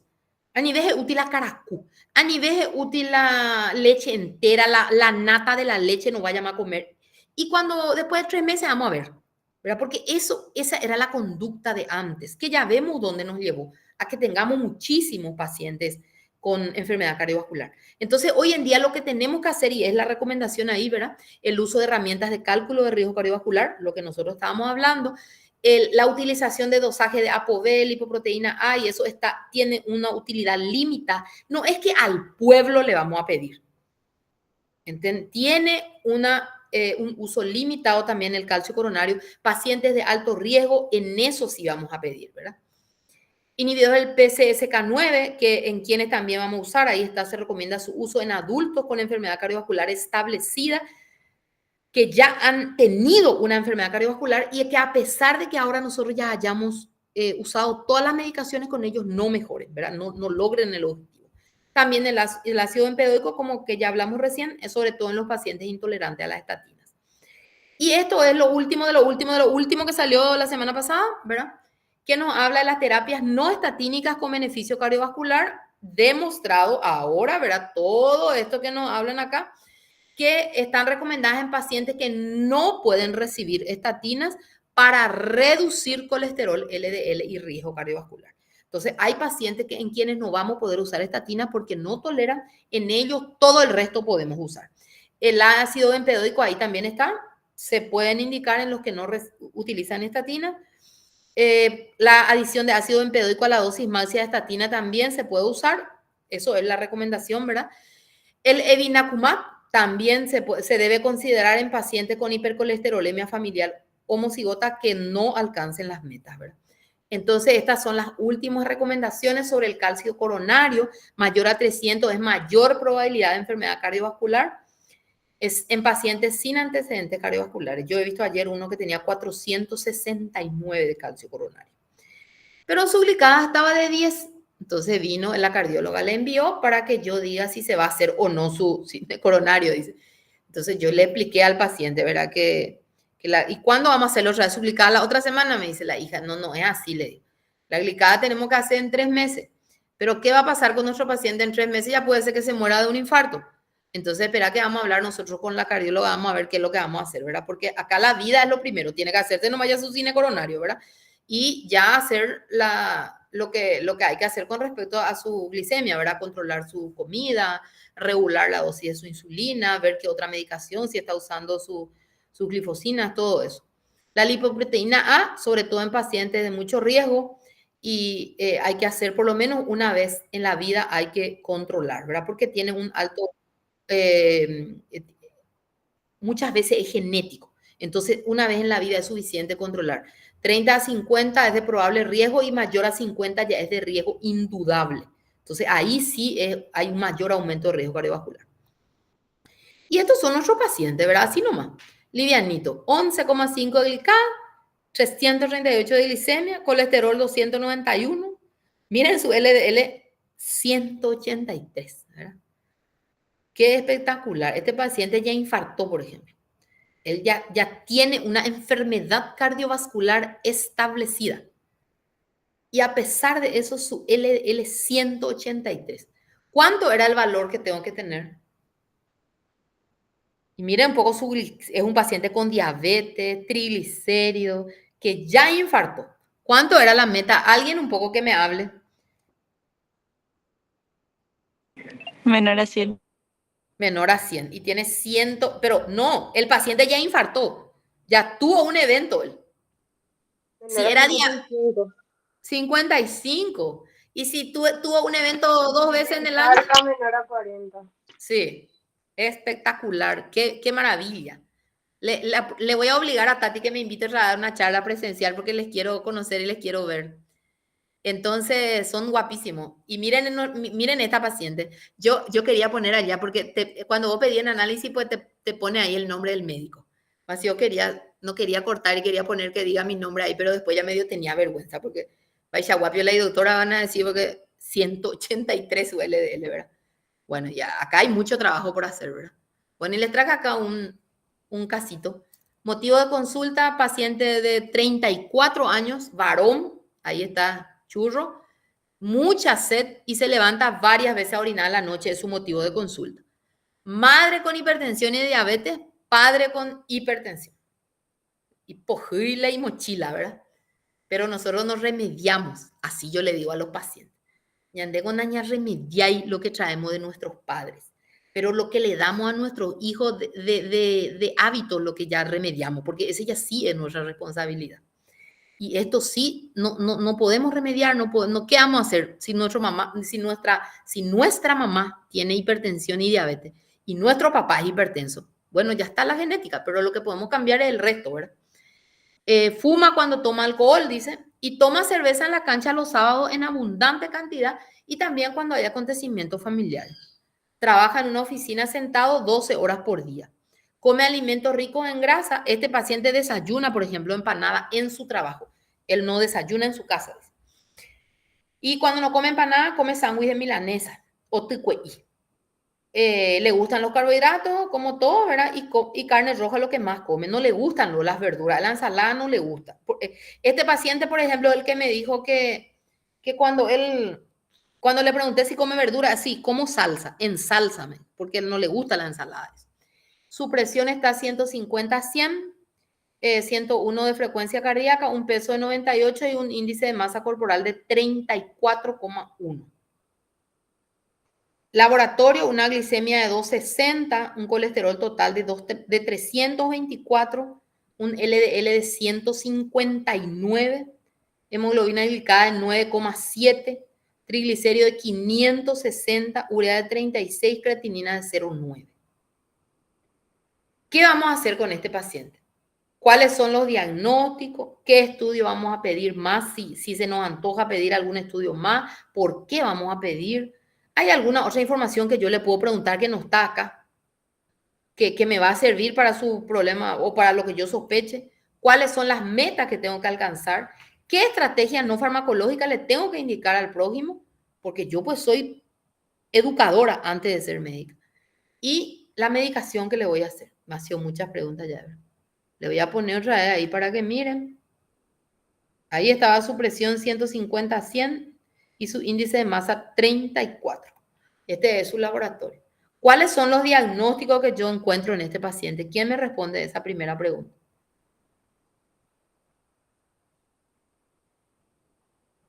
Tiene 34 años. 150/100. Diga nomás de a uno, no hace falta que uno meta todos los diagnósticos. Tiene un síndrome metabólico, diabetes, Sí. Bueno, tiene ya una dislipidemia también mixta. Espectacular. Hipertensión, También. heredia, todo tiene. Y tiene su mochila de su carga familiar, ¿verdad? Sí, todo tiene. Pobre prójimo este. Bueno, y muy bien, doctor, espectacular. ¿Y qué estudios más son necesarios? ¿Qué dicen ustedes? ¿Qué le vamos a pedir a este paciente? Su laboratorio es lo que nos trajo. La parte cardiovascular también, doctora. Sí, su riesgo cardiovascular. Ya es diabético, dijo el compañero. ¿Cómo se llama el compañero que habló? Yo, Santiago Castillo. Santi dijo que es diabético nuestro paciente. Entonces, directo, ¿en qué rango entra? ¿Qué color entra? Amarillo, naranja, rojo. Moderada. Moderado, exactamente. Naranja, directo. Y después vamos a ver las otras cosas para ver si nos sube ya a alto riesgo y eso, ¿verdad? Entonces, para eso me va a servir mi calculadora de riesgo, que si yo tengo mi teléfono, miro nomás ya ahí, ¿verdad? Espectacular. Bueno, ¿y qué estudio además? ¿Electro le puedo pedir? Sí, electrocardiograma, una ecografía abdominal. Sí. Ecocardio inclusive me puede servir también si puedo pedirle. Ecocardio, perfil tiroideo. Exactamente. 4 horas. Orina, sí, orina 24 horas. Su TSH, así como el compañero dijo, ¿verdad? Como pico, si no, miren un poco, ¿verdad que parece que puede ser hipotiroideo? Así es, doctora. ¿Verdad? Tiene una pinta de hipotiroideo. Eh, No, y puede ser, ¿por qué no? Muy bien, espectacular. ¿Alguna otra información que podría ser útil que yo no, que acá, por ejemplo, acá yo decía algo de fuma cuando toma alcohol, decía. Fuma, encima fuma. Claro. ¿Qué otra pregunta le puedo hacer? Saben que yo no tengo la respuesta a este. Puse nomás por si ustedes tengan. Porque yo pues no puedo saber todo, ¿verdad? Siempre hay cosas que tenemos que aprender y ustedes me tienen que enseñar. ¿Qué, por ejemplo? Se me antoja, ¿saben qué? Preguntarle sobre su, si no tiene disfunción eréctil y eso. Ahora, ¿y se me antojó? Disfunción eréctil, no sé qué más. Si ronca mucho, si duerme bien. Exacto. Qué maravilla, muy bien. Mira un poco, no pensé. Después otro. Eh, estoy pensando en algo. Si ve bien, ¿verdad? Bien. Sí, ¿qué más puede ser? Espectacular. ¿Vieron cómo esas cosas, por ejemplo, jamás le pregunté yo acá? No, y eso pues tiene que estar todo ahí en antecedentes, pues nosotros pues somos los que tenemos que preguntarle. Ellos bueno no van a saber. Y saben, ahora que estamos hablando de esto, un día viene alguien y me reta, me escribe, ¿verdad? Me escribe por teléfono, me reta, me dice, doctora, ¿cómo lo que ustedes no le preguntan a los pacientes si ya tuvieron cáncer? ¿Por qué me preguntas eso? Le dije. Sí, siempre le preguntamos, le dije yo. Y yo también pensé, yo le pregunto. Porque justo ahora no me acuerdo, porque acá no dice, por ejemplo, antecedentes de cáncer si ya tuvo o si niega, ¿verdad? ¿Y saben por qué era? Porque la mamá de esta chica, que es odontóloga, había sido hace 10 años tuvo cáncer de mama. Y ahora ella vino a consultar porque le dolía su hombro, Yeuma. El hombro, pues, es maravilloso para todas, ¿verdad? Y le dolía su hombro y no podía manejar bien su brazo. Y se fue a consultar con el clínico, le mandó al traumatólogo, Yeuma, porque por dolor de hombro, el traumatólogo le dio pregabalina, no mejoraba, le mandó a otro lado, no mejoraba. Después se fue, no sé, vino parece al hospital de clínica, consultó con alguien, después le pidió una resonancia, adivinen qué era. Era una metástasis en columna cervical de su cáncer de mama. Pero ni uno de los médicos que le dio cuando se enteró que tenía cáncer de mama había sido, que era portado, bueno, que tuvo un antecedente. Y el médico neurocirujano, cuando vio su resonancia, le dijo a su hija, este es una metástasis y ustedes no sabían, tus médicos no sabían, ¿verdad? Sí, a nosotros nos encanta ese conspirar contra el colega, ¿verdad? Entonces le dice, y por eso la chica me llamó y me dijo, y coste que yo nunca le vi a su mamá, ¿verdad? Nunca le he visto yo, pero la chica es mi odontóloga, ¿verdad? Entonces ella me dijo, ustedes, doctora, nunca le preguntan a su paciente. Justo ahora que el compañero me dice, nomás estoy pensando. ¿Ustedes le preguntan a su paciente si tuvieron cáncer? Dígame un poco. No, o sea, No, normalmente en estos casos así como ahora no. ¿verdad que no? Y bueno, y parece que tenemos que preguntarle. Che. Vieron que todos vamos a aprender algo hoy. Yo ya me acordé, yo de mi odontóloga que en estos días le tengo que ver. Bueno, todos los seres son necesarios. Hasta la odontóloga vieron cómo nos enseña. ¿Cuáles son? Doctora, lo que se suele preguntar antecedentes familiares y ahí te enteras si tiene una carga genética importante, si su paciente ya tuvo, su mamá, su papá ya tuvo cáncer o de qué murió, enfermedad cardiovascular, etcétera. Exactamente. Es súper importante ese antecedente familiar, porque a veces por ahí nomás nos enteramos de otra cosa, ¿verdad? Que son importantes, ¿verdad? Su papá se murió a los 40 años. ¿Quién pico se murió a los 40 años? Ah, su papá. ¿Y su mamá? A los 42. Pero se dio. ¿Cómo pico se van a morir todos a los menos de 50? ¿Y de qué se murieron? De infarto, hey. Estaba con el caballo en el campo y se murió. Y su mamá estaba ordeñando la vaca y se murió. Y el señor, a los 50, infartó también. ¿Vieron cómo es crónica de una muerte anunciada? Su papá infartó a los 40, su mamá a los 42, el tipo a los 50, su hijo a los 30 ya va a infartar, ¿verdad? ¿Y cómo nosotros no intervenimos en ese tiempo? Es probablemente a ese prójimo que tiene 50 lo que nosotros ahí teníamos que intervenir. Cuando vino a consultar con nosotros a los 40 y decirnos que estaba con hipertensión, teníamos que romperle lo que hay, ¿verdad? Teníamos que insistirle, tu LDL, tu LDL, tu LDL, haces para tu caminata, deja que de fumar, come que verdura, no vaya que comer tanta grasa. Todo eso ya tenía, para que no infarte a los 40. Pero infartó otra vez de nosotros a los 40. Gracias a Dios, tenía IPS, hay cateterismo, vivió, ¿verdad? Pero si era otra la situación, no iba a contar la historia, ¿verdad? Bueno, ¿cuáles son las metas que debemos alcanzar? Esta es mi parte favorita. ¿Cuál es la meta de hipertensión en este prójimo? ¿Cuál era la meta universal en menos en adultos mayores? Menos de 100. No, presión. Ah, 130-80.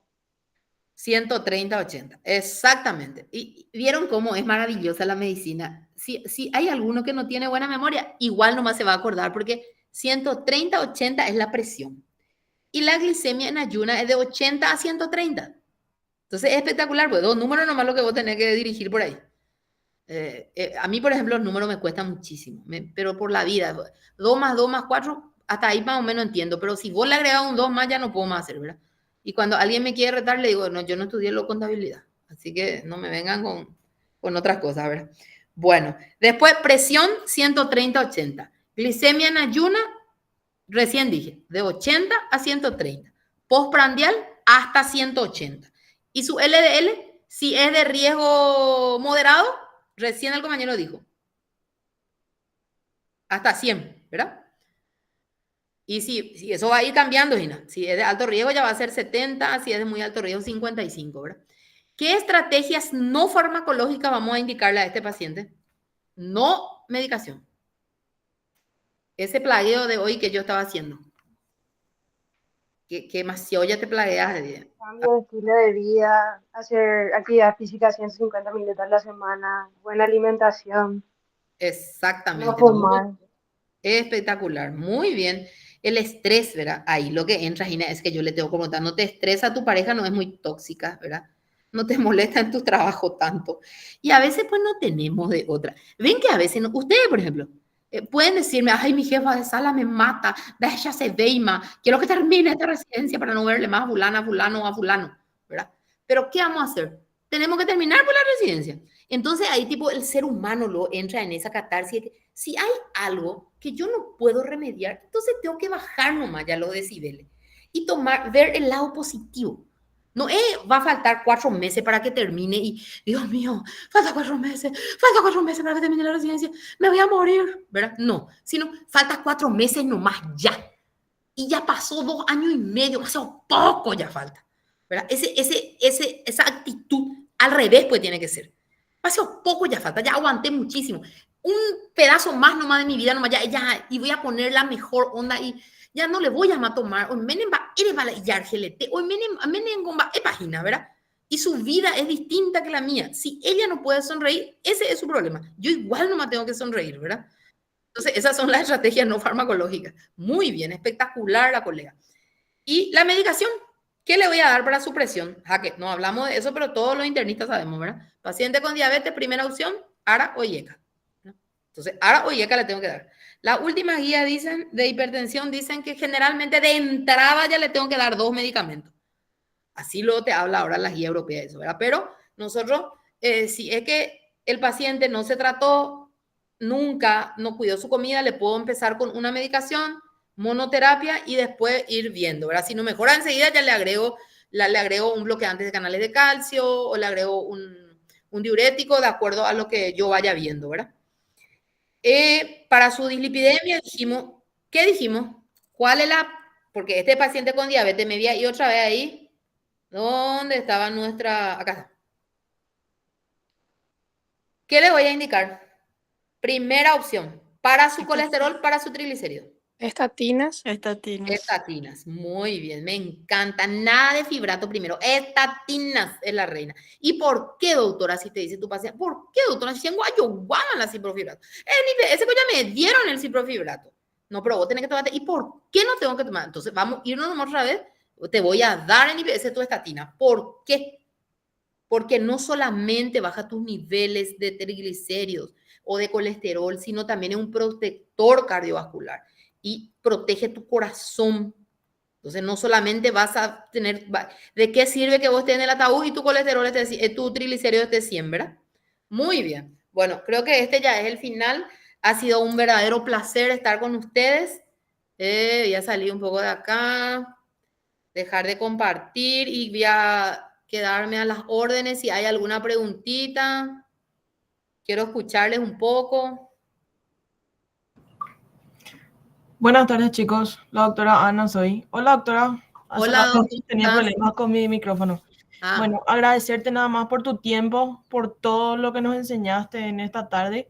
La doctora Tati te presentó, entonces yo me encargo de darte ah, la bueno, despedida después de que los chicos, si quieren preguntar alguna otra cosa, ¿verdad? Eh, gracias, otra. Súper completo todo, muchísimas gracias. Y estamos también nosotros pendientes de todo lo que usted necesite, ¿sí? Bueno, chicos, si quieren preguntar algo, adelante. Les escucho. En cuanto a los adultos mayores, doctora, así cuando tienen ya 80 años, 90 años, ¿qué tan rigurosos tenemos que ser con ellos? Y con la glicemia lo que no tenemos que ser tan rigurosos, porque sobre todo si baja la glicemia rápido, la hipoglicemia les puede echar, podemos tener fracturas. Y ustedes saben lo grave que son las fracturas en los adultos mayores, es tipo destinarle a la muerte, porque ya es sentarse y ya es caras y ya son infecciones, ya es sepsis, partida, punto de partida, partes blandas, es muerte, ¿verdad? Una fractura generalmente equivale a la muerte. Entonces, en la glicemia, una glicada tenemos que mantener ahí 8, no ser estricto como los adultos jóvenes, que yo 6,5 espero, ¿verdad? Y les rompo la bola si tienen 30 años. 6,5, 6,5, 6,5, ¿verdad? No, en un adulto joven 7, pero en los adultos mayores, inclusive con la presión, ¿verdad? Con la presión también, 150, 90, dicen las guías, que igual yo puedo tolerar, y una glicada de 8. Y en el colesterol ahí no hay diferencia. Ahí no importa si vos sos joven o sos adulto. Ahí LDL tenemos que ser estrictos. Porque ahí sí, ahí es de vida o muerte. Muy interesante tu pregunta, doctor Santiago. ¿Alguna otra preguntita Gracias, doctora, gracias, gracias. a vos? Doctora, ¿en qué pacientes usted recomienda el dosaje de la lipoproteína A? Y sobre todo en pacientes de alto riesgo cardiovascular o que tienen antecedentes. Estos pacientes que recién yo le hablé, que su mamá se murió de infarto, su papá se murió de infarto, o su mamá o su papá, que ya tengan esos pacientes que tienen alta carga genética. A eso sí o sí hay que pedirle una vez en la vida, o que tienen alto riesgo cardiovascular. Eso es lo que nos dicen las guías, ¿verdad? Que en ellos sí hay que pedir. No hay que pedirle a todos los pacientes. Definitivamente, eso también dicen las guías, que tienen que ser personalizados los pedidos. Pero lo que no podemos dejar de pedirle es su colesterol, LDL, HDL, triglicéridos, y todo lo que hablamos hoy de lo que podemos pedir en un paciente que yo ya le veo como un paciente metabólico, ¿verdad? Es obeso, es hipertenso, es dilipidémico, es diabético o tiene prediabetes o es simplemente obeso. Entonces ahí ya entra dentro del paciente metabólico, que yo tengo que pedirle su TSH, dosarle todo lo que es la parte lipídica, hepatograma. Acuérdense del hepatograma, que es importante, porque ahí yo voy a ver si las transaminasas están elevadas. También me va a ayudar para que yo haga ese screening y haga el seguimiento sobre todo de su hígado graso, ¿verdad? Porque eso voy a pedirle su ecografía y después le tengo que hacer un seguimiento a ver si ya está en una esteatohepatitis. Tengo que ver después porque yo tengo que volver atrás, ¿verdad? Muy bien, gracias doctora por tu pregunta también. ¿Alguna otra preguntita?